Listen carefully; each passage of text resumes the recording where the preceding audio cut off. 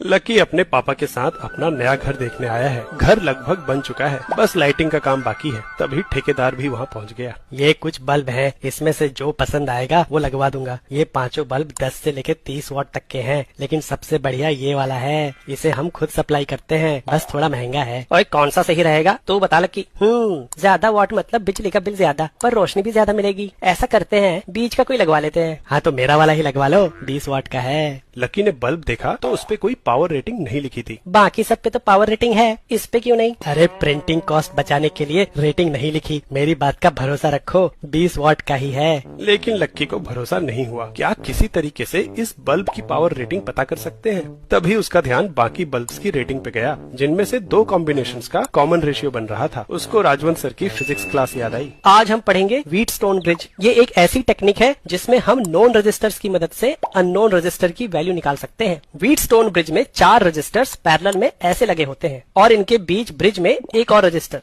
जैसे कि बल्ब लगा होता है। ये बल्ब तभी बुझेगा जब व्हीटस्टोन ब्रिज बैलेंस्ड होगा, यानी इन रजिस्टर्स का रेशियो एक दूसरे के बराबर होगा। पर सर ऐसा होगा कैसे? क्योंकि बल्ब बुझने का मतलब है कि इन दोनों पॉइंट्स का वोल्टेज बराबर है। अगर लेफ्ट वाली ब्रांच का करंट I और राइट वाली का I डैश मान लें, तो R1 के अक्रॉस वोल्टेज ड्रॉप होगा I गुने R1 और R3 के अक्रॉस I डैश गुने R3। ब्रिज के दोनों पॉइंट्स के वोल्टेज बराबर होने के लिए दोनों रजिस्टर्स के अक्रॉस वोल्टेज ड्रॉप्स भी बराबर होने पड़ेंगे। मतलब I R1 बराबर होगा I डैश R3 के। यहाँ से I डैश बटे I का रेशियो आ गया R1 बटे R3। यही लॉजिक अगर R2 और R4 पे लगाएंगे तो वहाँ से भी I डैश और I का रेशियो R2 बटे R4 के बराबर ही आएगा, यानी कि R1 बटे R3 बराबर होगा R2 बटे R4 के। मतलब अगर बल्ब नहीं जल रहा है और हमें इन चारों में से 3 रजिस्टर्स की वैल्यूज पता है, तो हम चौथे की वैल्यू आराम से निकाल सकते हैं। लकी ने यही कॉन्सेप्ट बल्ब्स पे अप्लाई किया और 4 बल्ब जिनकी पावर का रेशियो बराबर था उन्हें ऐसे लगाया, और बीच वाले ब्रिज में करंट है कि नहीं